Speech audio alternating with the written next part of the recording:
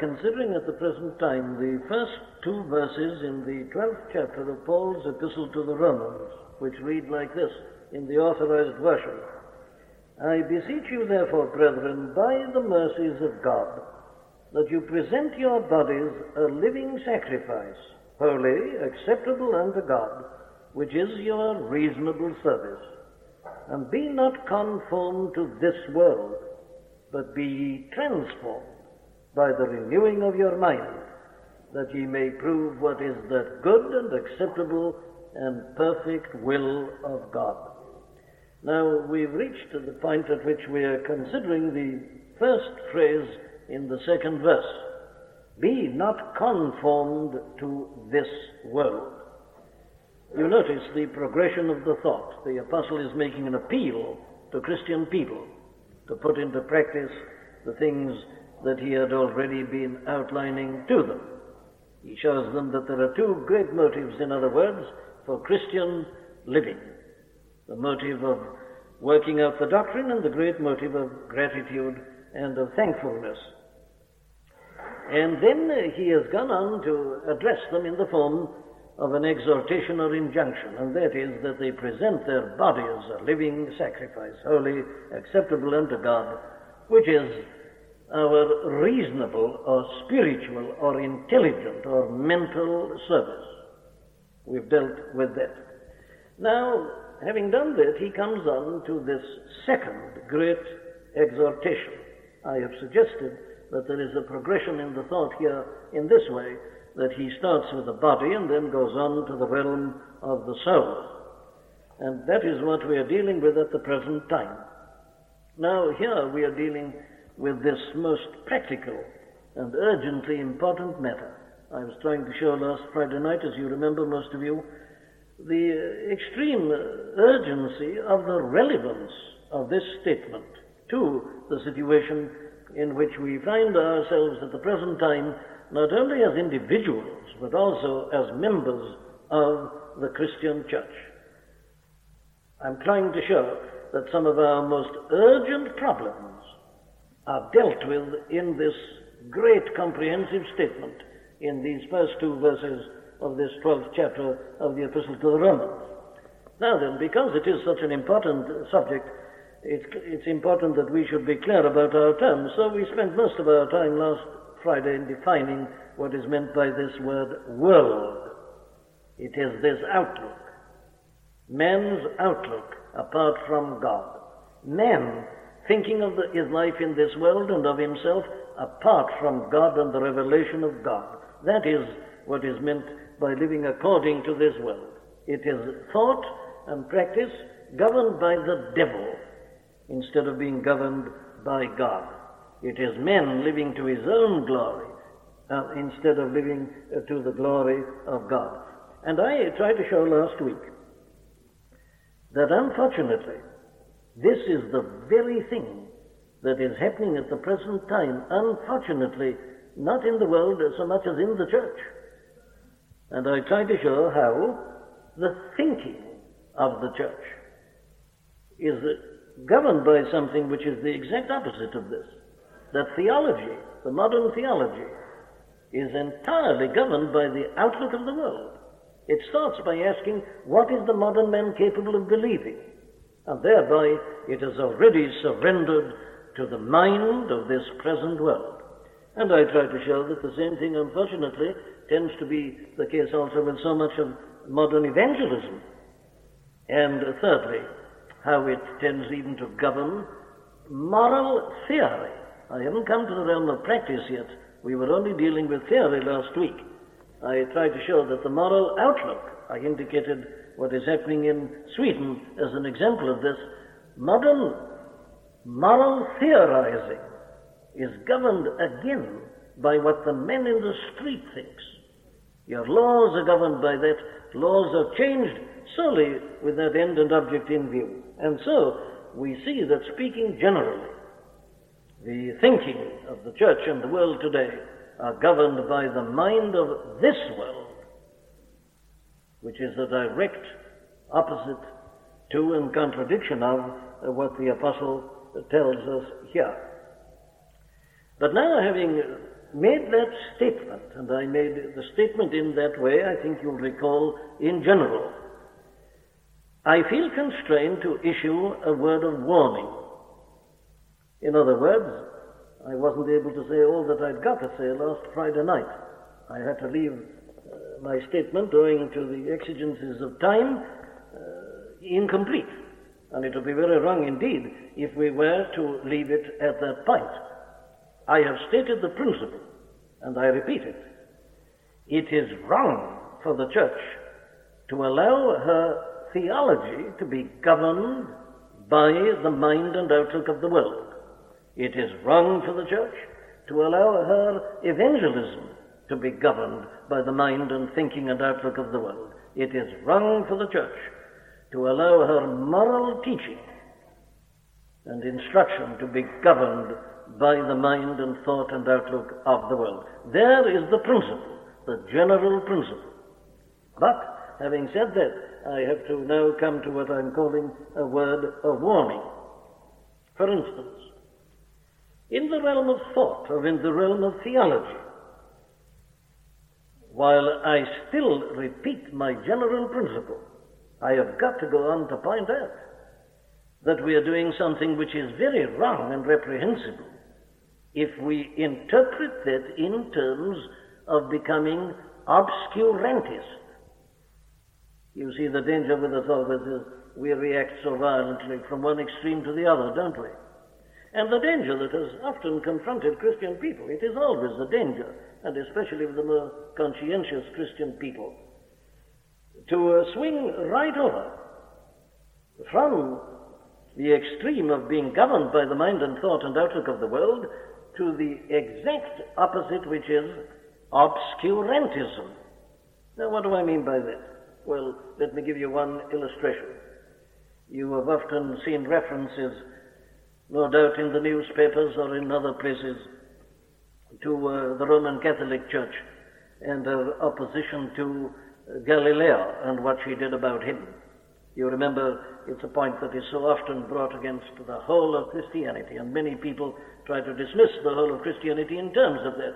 But they say, look at the Roman Church, how she opposed the teaching of this new astronomy, and so on, at that point in history. Now, we've got to face this, I think, quite frankly and quite honestly. When the church opposed that teaching, she was doing something that was wrong. She was guilty of obscurantism. But the important thing for us to discover is this: why she ever fell into that error. And you and I can fall into the same error unless we are clear about this matter. Now, what happened, of course, was this: that the Roman Catholic Church, instead of having her thinking determined solely by the Bible, was being governed by the Bible plus the philosophy of Aristotle, which is such a fundamental part of the dogmatic teaching of the Roman Catholic Church. She had gone beyond the Bible. In other words, there is nothing in the Bible itself which is opposed to this new teaching concerning astronomy, which came in around about the end of the 16th and the beginning of the 17th century. But the Roman Catholic Church said this was wrong. It is contrary to the teaching of the Church. Yes, but what she meant by the teaching of the Church was the Bible plus what they had added to that in terms of their own philosophical thinking. Now, this is always a very real danger.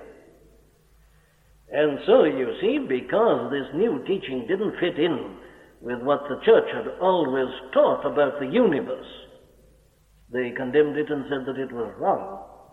But by now they know and have had to admit that they were wrong. Now, there is an illustration which I give of this particular danger. In other words, we must always be governed by the clear teaching of the Bible. If the Bible doesn't teach us about a certain matter, well, then we mustn't say that this is the biblical teaching. We must realize it's our opinion. And our opinions can be wrong, though we are Christians. Or let me put it to you like this. while we must never submit to the mind and the teaching and the outlook of the world, we must be equally careful never to become traditionalists. Now, you know the difference between tradition and traditionalism. Thank God for every good tradition, but God preserve us from traditionalism. A man who is guilty of traditionalism is a man who starts by saying everything new is wrong. Now, the moment you get into that position, you're in as bad a position as the man who is submitting on the other extreme to the mind and the thinking and the outlook of the world. There are two extremes here: worldliness, traditionalism. Anything new must be wrong. Anything I've never heard before is certain to be wrong. Now, that's an attitude which is not biblical. My principle is that we are never to be at either of these extremes, but we are always to be in the biblical position. Now, it's not so easy, of course, to be in the biblical position as it is to be at the extremes. Extremes are always easy. But if you're in the biblical position, you will be aware of certain tensions. Everything won't be cut and dried. There's a craving in us all for a sort of ready reckoner Christianity. Problem, turn it up, here you are. But you can't do that. That isn't the biblical teaching. It always leaves you with a certain tension, and it avoids the two extremes. So I say, in the realm of thinking, we must be careful, not only on the one hand of worldliness, but on the other, of a death, obscurantism, and mere traditionalism. I could illustrate this to you from other examples of history, but let that suffice for the present time. But now let's come on and give the same sort of warning in the matter of evangelism. And this is quite a topical matter at the present time.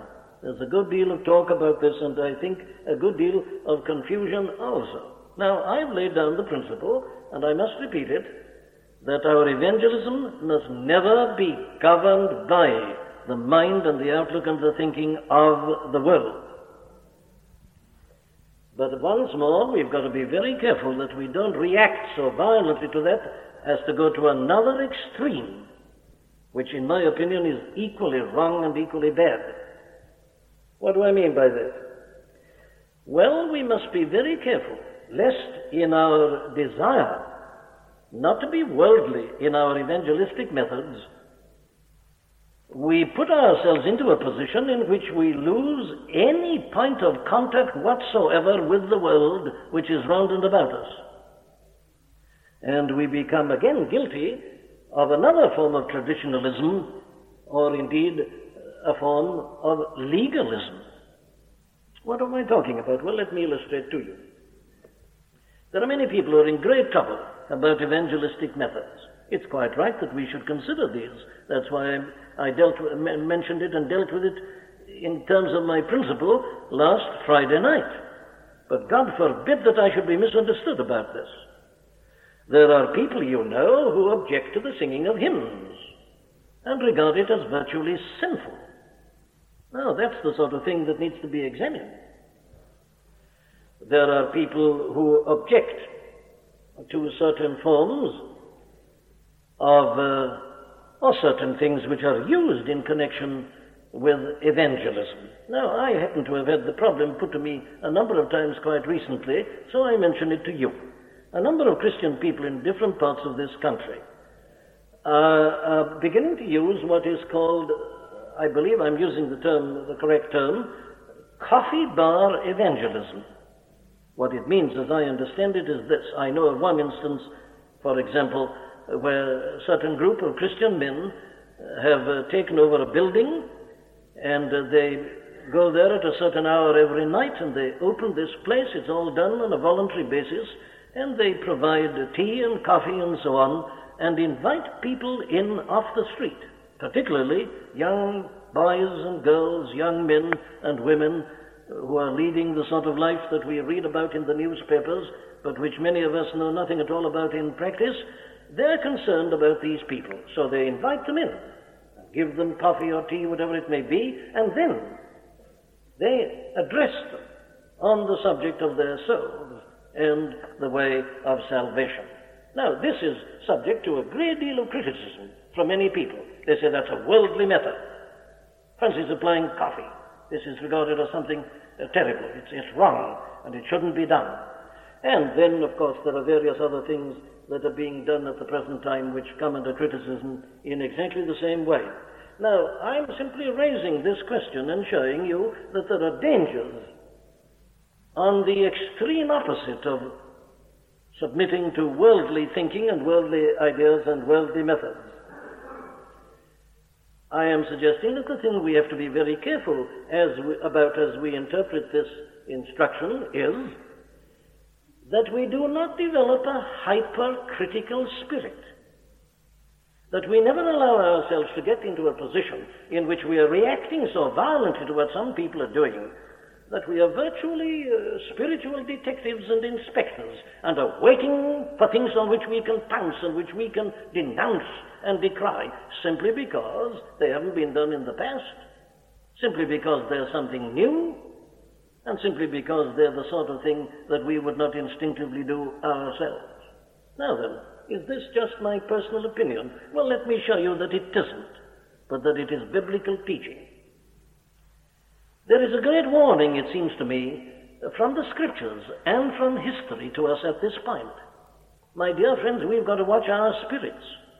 We may be very clear about worldly methods. All right, I've laid it down as a principle myself, and we must always adhere to it.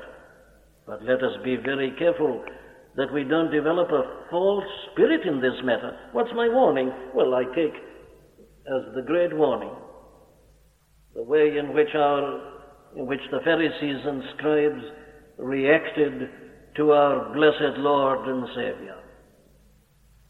They saw the publicans and the sinners drawing near unto him, and they saw that he was ready to receive them, that he was ready to sit down with them and to eat and drink with them. And they turned at him aghast and said, "This man receiveth sinners. This man is a friend of publicans and sinners. He's a wine bibber." They were amazed at this. Fancy our Lord mixing with people like that and sitting down and eating and drinking with them. To the Pharisees, this was a terrible thing. It was unthinkable. Yes, but remember, it is the measure of their complete failure in the realm of spirit to understand the whole object of the coming of our blessed Lord into this world. That is the terrible thing about the Pharisee. Or, take it in exactly the same way, you find that these same kind of people were called Judaizers later on, followed the Apostle Paul everywhere, and were highly critical of his methods and his dealings with the Gentiles. They said, "This man's quite wrong. He's doing something that has never been done before, and he doesn't compel these people to submit to circumcision," and so on. Now, that was the whole error. They thought that the Apostle Paul was being lax and loose in his evangelism and in his methods. There's no question about this. And then when you come down in history, let me just take one example and illustration. The great George Whitefield got into trouble because of his open-air preaching. John Wesley stumbled at this. He couldn't understand this. George Whitefield was preaching in the open air, but you shouldn't preach anywhere except in a consecrated building. What right has a man to preach in a building which hasn't been consecrated, or standing on a table or on a stone in the open air? The place hasn't been consecrated, and you mustn't preach and evangelize except in a consecrated building. Now, this was quite a genuine objection. And he thought that he was being biblical, and he wasn't the only one, of course. He was convinced about this quite soon and began to do it himself. But there were many who thought that this was a terrible thing to do, and a terribly wrong thing for a man to do. He was doing something new. It had never been done before. And this was therefore queried. Can this be right? This new method that this man is using. Now here, and I could give you other examples of the same thing. Here I'm showing you is a very great and a very real danger to those of us who are so clear about not being governed by the mind and the thinking and the outlook of the world. Our danger is to go so far to that other extreme as to become guilty of the spirit and the outlook of the Pharisees and scribes, the traditionalists. Now I'm saying we must never become traditionalists.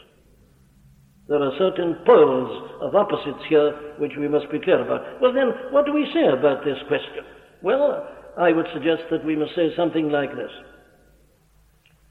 We must always, in these matters, be quite certain that we are being controlled by biblical teaching and thinking, and not by our own personal prejudices. We mustn't be governed by prejudices. We mustn't be governed by tradition. We must always be governed by biblical thinking.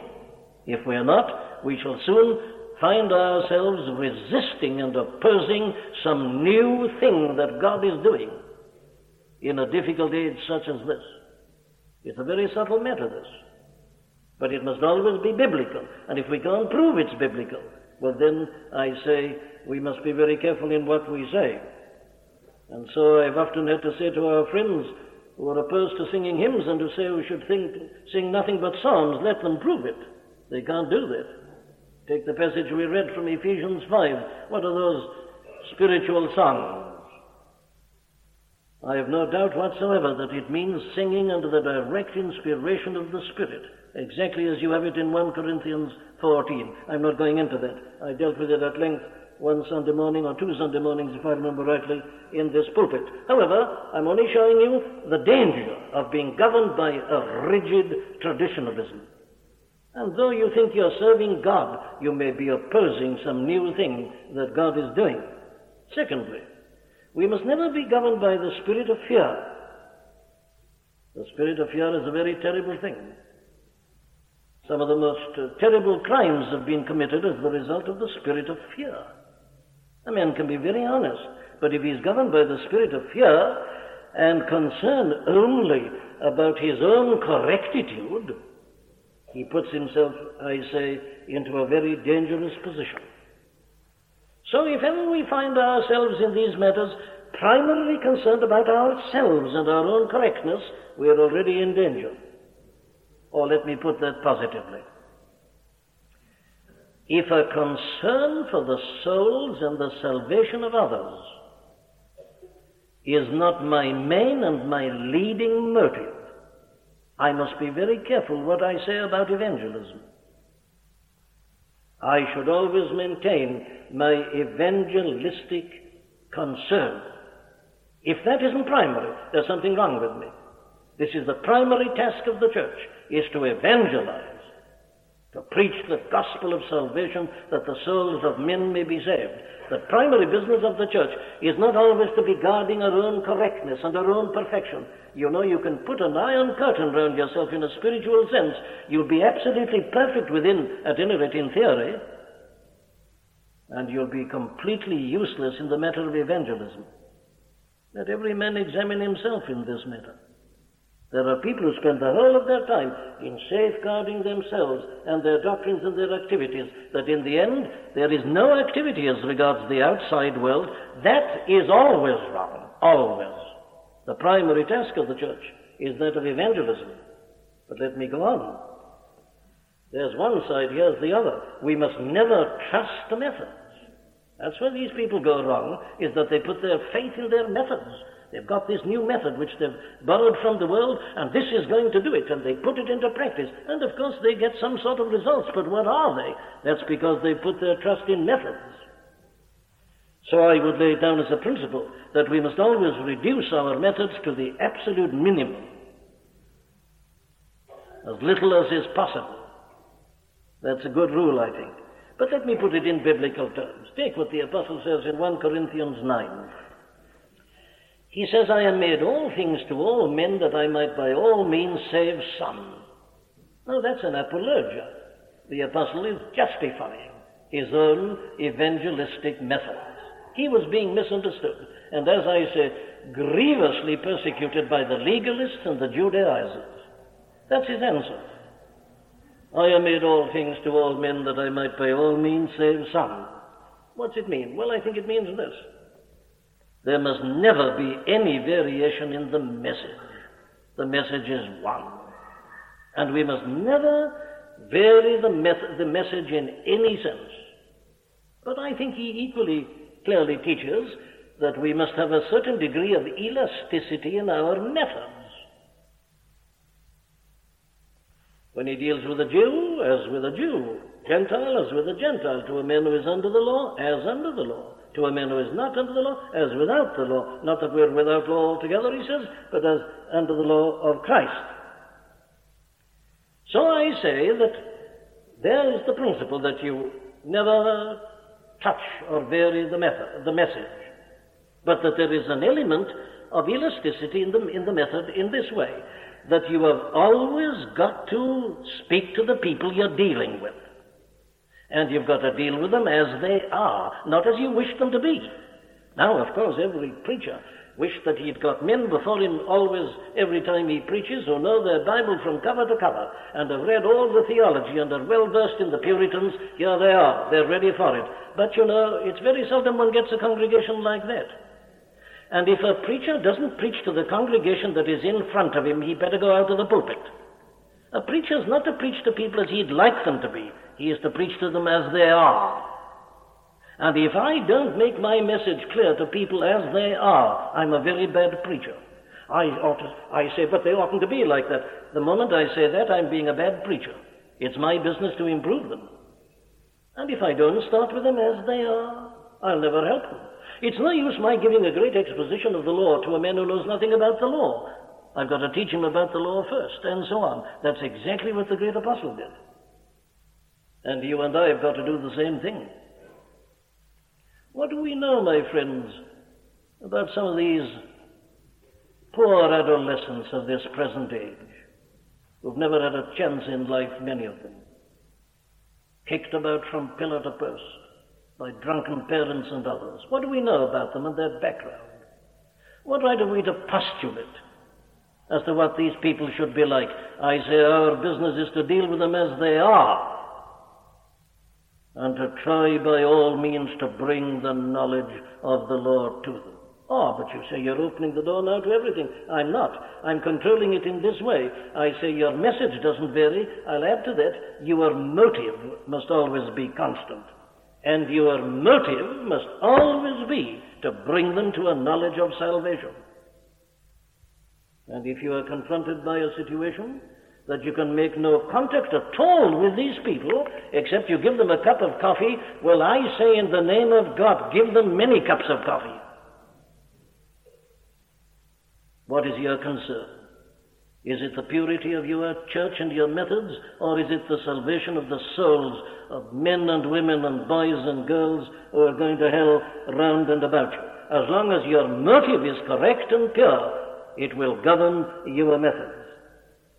So I would say to many of the friends who are submitting to worldly methods, you must never go in for change for the sake of change. But on the other hand, you must never say that all change is wrong, or you'll be with the Pharisees and the scribes. There must never be any lightness. You must never allow your methods to contradict your message. And how the giving of a cup of coffee contradicts the message passes my comprehension. I just can't see it. Of course, if you're going to rely upon cups of coffee, then you're wrong again, because you're relying upon something you shouldn't rely upon. It's only a means to an end. You rely upon the Word and the Spirit upon the Word. You see, you've got extremes here. It isn't simple. You can't lay it down, absolute rules and laws. It's a very easy thing to criticize people and their methods, but be very careful that you're not criticizing a work of God, something that God is prepared to honor, though you may think it's very defective. So there are two great extremes here. We must never be guilty of rigidity. Neither must we, on the other hand, ever be guilty of laxity. We must never be guilty of rigidity. Neither must we, on the other hand, ever be guilty of laxity. These are extremes, and both are wrong. The Christian who's rigid is a very poor Christian. He's really a legalist. He's probably suffering from the spirit of fear. He doesn't know much about the freedom and the liberty of the children of God. Rigidity, laxity, both are wrong. The Christian is holding a balance here in the middle. He knows his truth. He knows his motives. He knows his own heart. And he only employs methods to get a point of contact, to give an opportunity for the gospel. That's his only concern. And even there, I say, he's always got to keep watch on this, that he never goes so far in that respect that his method is ultimately contradicting his message. I suggest you can never get closer to a definition than that. None of your ready reckoners in the spiritual life, you can't turn it up, here it is, impossible. That's Pharisaism. This is a matter of the spirit. Let's watch our spirits. There are grave dangers at the two extremes. But come, let's go beyond that. Now let's come to the realm of practice. There we have not qualified, but explained perhaps more fully, yes, and in a sense qualified, what I was saying last week, because if you left it only at that, it is an extreme emphasis. You've got to keep the two sides in view. Having done that, let's come to the question now of actual practice. Be not conformed to this world. No longer thinking but practice. And yet, of course, thinking comes in all the time. The same general point has to be made here once more. We must avoid the extremes, which will always lead us to miss the true biblical position. I'm certain, as I say this, that I'm being misunderstood. And people are saying, oh, he's become a compromiser, has he? I thought he was a man who held his views strongly. Now he's saying a bit of this and a bit of that. There it is, common denominator, divide by two. I'm saying the exact opposite. I'm saying that you've got to hold two positions in tension, which is much more difficult. But that's, I believe, is the truly biblical position. Let me show you what I mean now then in practice. Be not conformed to this world. All right, says a man listening to me. I agree with that 100%. And therefore I am going out of the world tonight. I am going to be a monk. I'm going to enter a monastery. I'm finishing with the world. You can't be a Christian in this world. And I'm told here that I must not be conformed to it. How can a man be in business without being conformed to the world? How can a man be in a profession without being conformed to this world? No, there's only one thing to do. I'm getting out of it. So he becomes a monk or an anchorite or a hermit. That's what I call one of the wrong extremes, my friend. You see, this violent reaction. But the only way not to be conformed to the world is to go out of the world. That was the whole fallacy behind monasticism. And it was a terrible and a grievous fallacy. It was a failure to understand New Testament teaching. And of course this was the grand thing that was given to Martyn Luther to see. And we need, many of us, to see the same thing at this present time. But then, short of monasticism, there is a second danger which I would describe under the heading of legalism. Legalism. Be not conformed to the world. Now then, the devil comes and he'll get you right over to a legalistic position. What do I mean by that? Well, of course, it always appears the easy way, doesn't it? As I've said already, we all like to have rules and regulations. We've got a feeling always that it's easier to be under the law than under grace. It's all cut and dried. 1, 2, 3, 4, 5, 6, 7. There they are, all numbered. And all you do is to look up the number. Perfectly simple. No trouble at all. But you know, that isn't the position of the New Testament men. The New Testament man is not under law. He is under grace. And he's being treated as a man. As the Apostle Paul says, well, you were children and infants, you needed a pedagogue, a schoolmaster, somebody to look after you and to keep you in order, but you're no longer there. You've been taken out of that. That doesn't mean, of course, lawlessness, as I'm going to show you, but it does mean that you're not under law. It seems easier always to be under law, and that is why we always tend, when we meet a text like this, to switch right back and to go into legalism once more. Now, I want to show you, and I'm going to give you a modern illustration of this very danger to which I am referring. Have you ever heard anything of people called Mennonites? Some of you have. If you've ever been in America, you've come across them. Or if you've ever read the whole story of the Protestant Reformation in the 16th century, you must have read something about them. There were many groups, you remember, in that early Protestant period, And amongst them there was a man of the name of Menno. He was a Dutchman, and he had a particular teaching. He really belonged to one of the branches of what is called Anabaptism. And of course, with the migrations to America, it spread to America. And at the present time, there is a body of Mennonites and a particular subdivision of them called the Amish Mennonites, living in a certain part of Pennsylvania. I remember the first time I ever saw any of them. I was astounded, being driven in a car, to see people coming along in a sort of horse-drawn vehicle, a very old-fashioned kind of buggy, I think they used to call it. And they were dressed in an extraordinary manner, and I said, well, what are those? Well, they said they're some of the Amish people. And I'd heard of them, and they are a branch of the Mennonites, and they live in a community in Pennsylvania. Now, let me tell you something about the Mennonites. They're there tonight. They're quite a well-known group of people.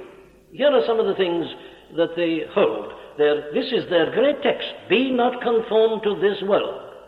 And this is how they interpret it. They say you must never put curtains up on your windows. That's to be worldly. The Christian mustn't put curtains up in his windows. As regards the dress of the men, they are to wear black baggy trousers and large black broad-brimmed hats, and they do so. To do anything else they regard as worldly. They say it is sinful and worldly to have your photograph taken. Still more so, of course, to put it up in a frame in a room in your house. They do not believe in the use of motor cars. Now, this is it, you see. A motor car is worldliness. This is what the world has produced. Motor cars. There were no motor cars in the 16th century. This is a part of this worldliness that's come in, this internal combustion engine. So they don't use motor cars. That isn't quite right. Some of them, a section of them, are prepared to use motor cars only to go to a place of worship. Incidentally, they don't have buildings like this. They worship in one another's houses. But if you happen to live a long way from the house where the worship is held, you are allowed to use a motor car. But listen, is this credible? This is a fact. If you do have a motor car, you must not have rubber tires on it. Well, all right, my friends. All right, I want you to see this principle. This is something which is believed and practiced by very honest people who are trying not to conform to this world. You mustn't use rubber tires. And another interesting thing. If you find you have a car which has got chromium plated parts to it, you must cover over the chromium either with black tape or with paint. Chromium is showiness, it's worldliness. So they literally cover it over. They're most of them farmers, but they do not use a tractor or any petrol-driven implement in their farming. All that they say is a part of the world. It's a part of this change that has come in, this lack of morality, this moral degradation, modern America. It's a part of it, this tractor business. No, you must only plow the land with horses drawing the plows. You must not use this internal combustion engine at all. And in the same way, they use no electricity. Not only do they not have television sets and radio sets, they don't even have telephones. Now, I wonder how some of you stand about that. Some of you don't believe in television sets. But you know, if you're going to be really logical in this matter, you shouldn't have a telephone either. They don't have telephones, because you see it's worked by electricity, as is your television set. Now, this is exactly the thing that is being practiced by these Amish Mennonites at this present time. Now, that's only one example. I knew a man, a very godly man. Let me say this, one of the most godly men I have ever known, I've ever met. He told me that as a young man, he passed through this phase of legalism. And the form he took in his case was this. I can't remember whether I've told you before, but he literally did this for a long time. He said it was wrong to do anything on Sunday, which you could do the night before. So he used to put his boots on and tie them up on Saturday night and sleep in them. Very well. All right, you are laughing at this, and perhaps you're doing the right thing. All I want you to see is this.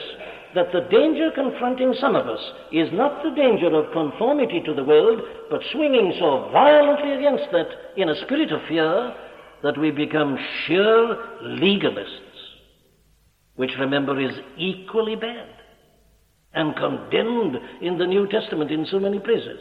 But let me go on. The next danger that I would describe is that of Pharisaism. What's the difference between legalism and Pharisaism? There isn't much, except that in the case of the Pharisee, you put more emphasis upon the Spirit. The Mennonites, let me say this for them, are a humble people. I don't think I would describe these Amish Mennonites as Pharisees. I think they're misguided. They're badly instructed. But I wouldn't call them Pharisees. Incidentally, I ought to have told you this about them. I said the majority of them were farmers. And this is one of these interesting things, you see, that the devil does with us. He'll isolate one thing, and he'll make us concentrate on that, and we'll be absolutely clear about that. Yes, but we won't be equally clear on other things. It is a simple fact that most of them in their farms are tobacco growers, and are doing very well indeed out of growing tobacco. They don't smoke it, but they grow it, and they make money out of it. You see what the devil does with us? When he drives us to extremes, and we have ceased to be biblical in our thinking. Where is there anything in the Scripture that condemns the use of electricity or the internal combustion engine? See, that's not biblical. That's prejudice. That's really allowing a tradition. You see, we've always been like this. This has only come in the last century. Therefore, it must of necessity be wrong. Now, that's not biblical any longer. Well, now, Pharisaism is different in this sense, that it's more a matter of the Spirit. And it is mainly a matter of pride. It's a matter of self-centeredness. It's a matter of self-satisfaction. I thank thee, O God, that I am not as other men are, and especially this publican. If that's your attitude to what you call worldliness, you're in as bad a position as the worldly Christian. Quite as bad. The other characteristic of the Pharisee always, of course, is censoriousness. And the moment you and I become censorious,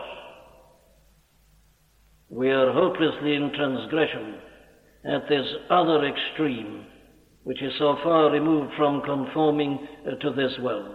And then the fourth danger is the danger, of course, of the people who have not heeded this injunction at all. It is the danger of what is called antinomianism. And I think there's a great deal of this at the present time. It's the opposite of the poor Amish Mennonites and many others amongst us. This, you see, is just again a reaction. In other words, you conform to this world. If you want to live a life that is as near as you can get to the world without actually sinning, that's the worldly mind and outlook. It shows where your heart is. That's something that is condemned completely by this injunction. Or it may be, and I've known Christians in this position who are not concerned about their conduct at all, but their attitude was that saved, all right. Once a man saved, always saved, doesn't matter what you do. That's sheer antinomianism. And it's always ready to raise its ugly head. But perhaps the most subtle form of antinomianism, and to me the most contemptible form, is the form that conforms to the world but uses as a pretext its concern about evangelism. So it teaches its women to use lipstick and so on, in order that they may make Christianity attractive to the people who are not Christians in the world. Isn't it subtle? Oh, how subtle is the devil. It's a conforming to the world. It's a form of worldliness, but which masquerades as a great desire to evangelize. I don't think the use of lipstick has ever been responsible for the salvation of a single soul. The world expects us to be different, my dear friends, and we must be very careful of these specious excuses suggested to us by the devil to allow us to do the thing we really want to do. That's the terrible thing. Very well. What then are we to do? Well, you see, again, I can't give you detailed instructions. I can only put principles before you. Here's the great overriding principle. Love not the world, nor the things that are in the world. Don't love them. If you've got any love for the world as defined and the things of the world, you're already wrong. Secondly, avoid all appearance of evil, which means avoid every appearance of evil. Take what I read to you from Ephesians 5 at the beginning. There are certain things that we all know are wrong, and they're denounced in the Bible itself, and we are told not to do them. Well, very well, there must be no argument about this. We just must not do them. If we do, we are conforming to this world. Where it is plainly laid down, and it is clearly sinful, the Christian mustn't even consider the thing. He rejects it. But let's go on. Thirdly, let us not be governed by the world or molded by the world. What do I mean by that? Well, I'm using the modern phraseology for the sake of brevity. If there is any desire in you to be with it, as it's called, that's conforming to the world. I don't care what form it takes, any desire to just be there, modern man, up to date and so on. That's always of the devil. That is conformity to the world, whether it's in your dress or appearance or in your articles that you write or anything else. There's nothing more tragic to me than the feeble and pathetic attempt of certain journals to be with it. They're modernizing themselves. It's very pathetic apart from being wrong. Then another way is this. We must never be governed by the fashions of this world. And is there anything more ludicrous about the world than its fashions? Show and ostentation, lust of the flesh and the lust of the eye and the pride of life. That's the characteristic of the world. It's always a matter of show and of ostentation. And look at the ridiculous extremes to which it goes in its so-called fashions. There is no doubt that at the present time, fashion is being governed by a cult of ugliness. It was once the cult of beauty. It's obviously now the cult of ugliness. That's the latest thing. You make yourself as ugly as you can. Once upon a time, it was the fashion to be clean. It is obviously the fashion now with the people to be dirty and unwashed. That's fashion. Once there was the most elaborate hairstyle. It's now the extreme opposite. Now that's the world, you see. And what I'm saying is that you must never be conformed to this. Fashions in men in the same way. I remember 40 years ago, men wearing very wide trousers. You see what they're doing today, the exact opposite. And so on with all these things. That's the world, and how ridiculous it is. And I'm saying that when we are told, be not conformed to this world, it means this: we mustn't be governed or molded by that sort of thing. Now, let me be fair. I know it's difficult. People say, but I've got to buy what's in the shops. I agree with you. It is difficult, not up to a certain point, to have to conform to that. And you're a helpless victim and you can't help it. All I'm saying is this, that you not only object to having to do that, but that you don't want to do that. Conforming to the world is the desire to do that. Or let me put it in another form. If ever you find you're governed by a spirit of fear and public opinion, you are conforming to this world. If you're thinking, how is this going to affect me? Is this going to affect me adversely? And if you're conforming to society and its fashions and its ways simply because you're in a spirit of fear, you really are conforming to the world. Then what are your rules, says someone? Well, I can't give you detailed rules, but I'll put it like this. We must avoid all that. We must avoid all extremes. I would say to the Christian, never be aggressive in any sense. You know, you can be aggressive even in your non-conformity to the world, but you must never be aggressive. The Christian is never aggressive. Or let me put it in another form. Never parade on any side. Don't parade in a fashion parade, but don't parade in the opposite either. Never parade. Never make a parade of yourself. It was the Pharisees who made broad their phylacteries. It was the Pharisee who always sent a trumpeter ahead of him that the whole world might know what he was doing. And if you are always announcing that you're not conforming to the world, I say you are conforming to the world in a very subtle way. The Christian should never parade in any sense. He should never be aggressive. Well, what then? Well, what the Christian does is always to be an expression of his new character. That's all he's concerned about. The Christian is a man who knows what he's doing and he knows why he's doing it.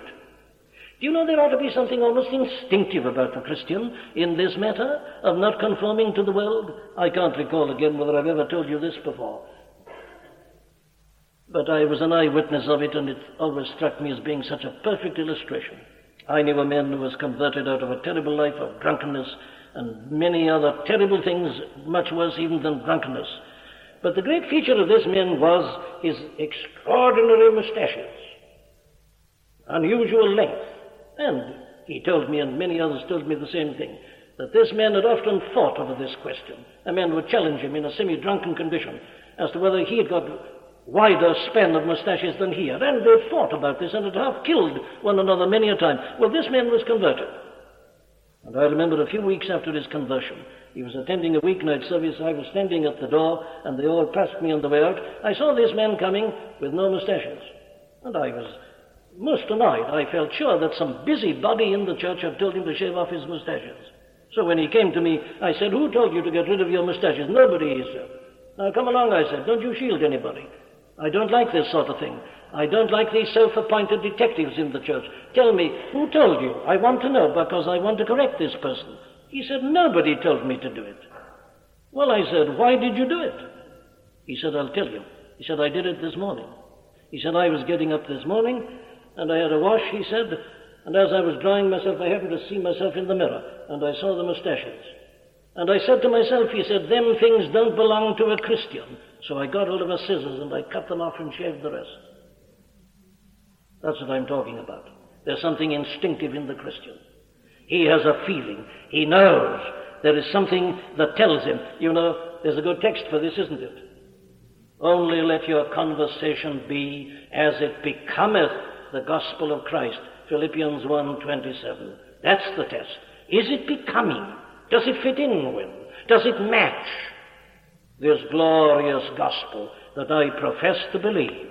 And the Christian, I say, has got this instinctively in him.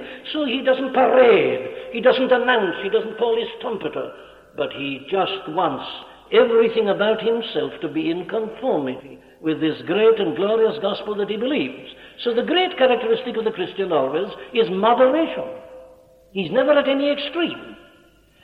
The Christian in his dress is never showy, but let me say this equally, he or she should never be dowdy either. For a Christian to dress in a dowdy manner is as bad as to dress in a showy manner, because if you do dress in a dowdy manner, you're calling attention. It's a trumpeter, it's a parade. You're attracting attention to yourself, and the Christian is one who doesn't want to attract in this way at all. He simply wants to attract in a Christian way. He wants his character to attract. So he doesn't do it in these external forms on either extreme. So I would say that the Christian in this matter of dress particular is always neat and tidy, and that's something we can all be. You avoid all extremes. It's neat, it's tidy, it's not obtrusive, it's not offensive in any sense at all, and there's none of this horrible element of parade in connection with it. The Christian, in other words, is always inoffensive, and he is the man who bears the witness. Take, for instance, this alcoholic drink question. There's a way of doing that that does much more harm than good, but the true Christian does it in an inoffensive manner. He does it, if you like, in a gentlemanly manner. He doesn't parade it, he doesn't hold up a placard, he doesn't announce it, he doesn't get his trumpeter to call attention. No, he does it quietly. And men look at him and they say there's something different about that man. They have to ask him to explain what it is. That's the way not to conform to the world. That is the way to bear your testimony to the Lord Jesus Christ and what he has done for you in his great and glorious salvation. I can't get nearer definition than that. That's the rule. Only let your conversation, the whole of your life, demeanor, deportment, everything, only let your conversation be as it becometh the gospel of Christ. You're not a worldling, but you're not a crank either. Christian cranks have always done more harm than good. The Christian is neither, but he's a man of moderation. He's like our blessed Lord himself, who walked through this world often unrecognized, and yet there was always something. He couldn't be hid. Not because he made a show. He didn't cry aloud in the streets, we are told, and yet he couldn't be hid. It would shine forth. That's the ambition of the Christian. And as long as we are governed by that, we can be quite certain we shall not conform to this world. Now, next week, God willing, we'll go on to look at the positive aspect of all that as the Apostle proceeds to put it. We come to thee, our Heavenly Father, and once more we thank thee for thy word. O Lord, how can we thank thee sufficiently for it? Keep us, we pray thee, ever with a single eye to thy glory, ever to that simplicity which is in Christ. Lord, keep us there, and give us one desire, and that is to tell forth the glories and the wonders of thy grace. And may the grace of the Lord Jesus Christ, and the love of God, and the fellowship and the communion of the Holy Spirit abide and continue with us, now this night, and throughout the remainder of this our short, uncertain, earthly life and pilgrimage, and until we shall see him as he is, and shall find ourselves without spot or wrinkle or any such thing, but even as he is himself, and like unto him. Amen. We do hope that you've been helped by the preaching of Dr. Martyn Lloyd-Jones. All of the sermons contained within the MLJ Trust audio library are now available for free download. You may share the sermons or broadcast them. However, because of international copyright, please be advised that we are asking first that these sermons never be offered for sale by a third party. And second, that these sermons will not be edited in any way for length or to use as audio clips. You can find our contact information on our website at mljtrust.org. That's mljtrust.org.